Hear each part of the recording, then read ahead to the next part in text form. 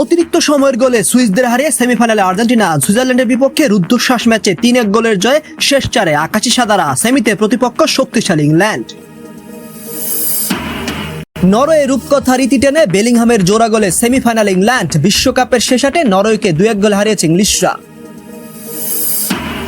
প্রথম সেমিফাইনালে বুধবার রাত 1টায় মুখোমুখি হবে ইউরোপের দুই পরাশক্তি স্পেন ও ফ্রান্স। ম্যাচের আগে উত্তাপ বাড়িয়ে দিয়েছেন লামিন ইয়ামাল। ফরাসিদের উদ্দেশ্যে বলেন, ফ্রান্স যদি কাউকে ভয় পায় তবে সেটা আমাদেরই পাওয়া উচিত।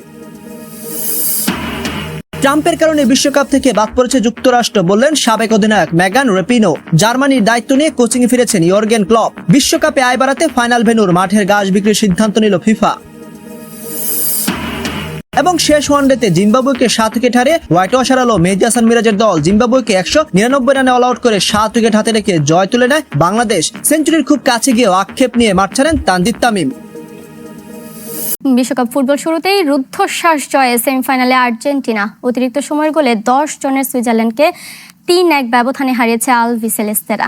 আকাশে নীলদের হয়ে স্কোর শিটে নাম তোলেন অ্যালেক্সিস ম্যাক অ্যালিস্টার ও হুলিয়ান আলভারেজ ও লাউতারো মার্টিনেজ। টানা 9 ম্যাচ পর গোল বঞ্চিত মেসি। কথায় আছে চ্যাম্পিয়নরা পথ খুঁজে নেয়। আর্জেন্টিনা যেন আবারও সেটি প্রমাণ করলো। নির্ধারিত 90 মিনিটে জয়ের দরজা খুলেও বন্ধ হয়ে গেছিল। সুইজারল্যান্ড 10 জনকে নিয়েও বুক চিতিয়ে লড়ছিল। ঠিক তখনই আবির্ভাব হুলিয়ান আলভারেজের। যোগ করার সময় লাউতারো মার্টিনেজের আরেকটি গোলে 3-1 ব্যবধানে জয়ের সিলমোহর বসিয়ে টানা দ্বিতীয়বার বিশ্বকাপের সেমিফাইনালে উঠে গেল বর্তমান চ্যাম্পিয়ন আর্জেন্টিনা।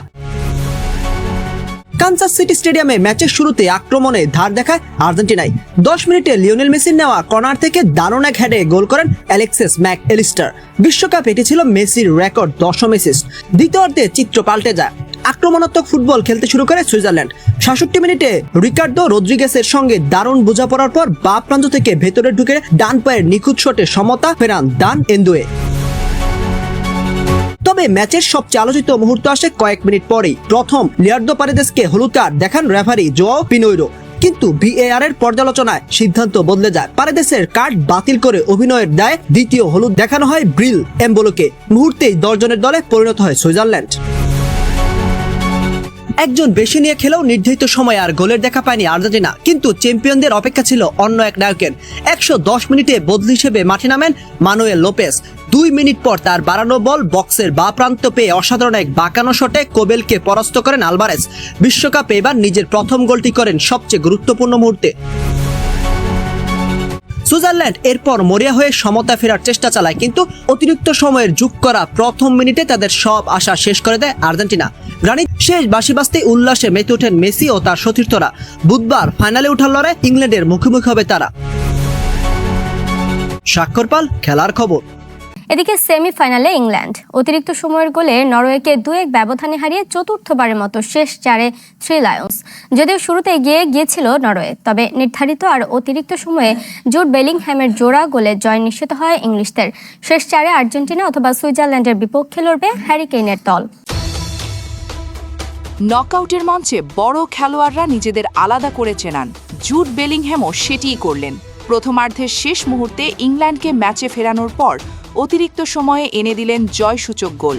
তার জোড়া গোলেই নরওয়ে রূপকথার ইতি টেনে 2-1 ব্যবধানের জয়ে বিশ্বকাপের সেমিফাইনালে উঠেছে ইংল্যান্ড।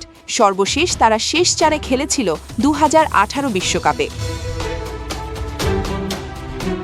6 মিনিটে মার্টিন ওডেগার্ডের পাস পেয়ে বাঁ দিক দিয়ে বক্সে ঢোকেন আন্দ্রেয়াস শেলজেরুপ। তার বাঁ পায়ের বুলেট গতির শট পোস্টে লেগে জালে জড়িয়ে গেলে এগিয়ে যায় নরওয়ে।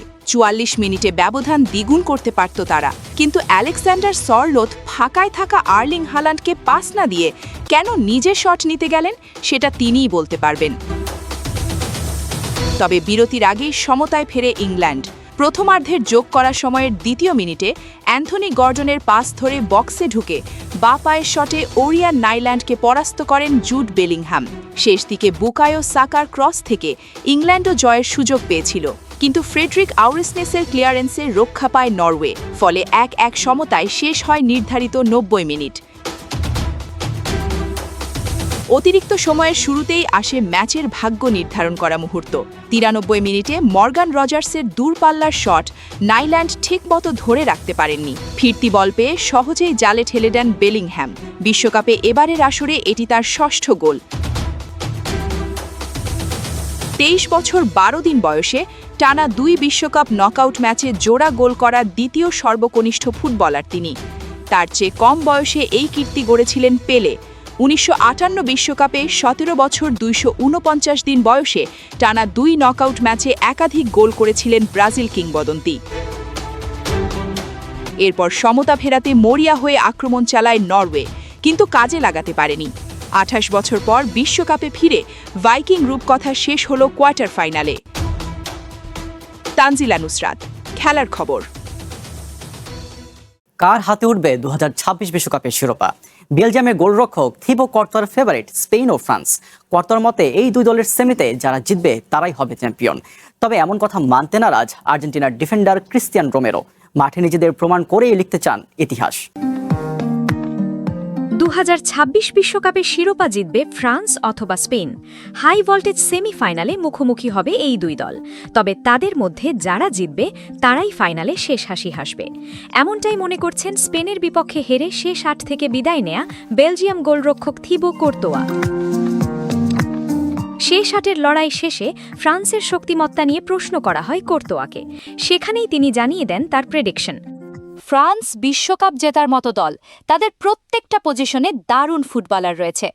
আমার তো মনে হয় স্পেন ফ্রান্স সেমিফাইনালে যে জিতবে বিশ্বকাপ উঠবে তার হাতেই। প্রথম সেমিফাইনালের লাইন আপ চূড়ান্ত, তবে এখনও বাকি শেষ 8-এর 2 লড়াই।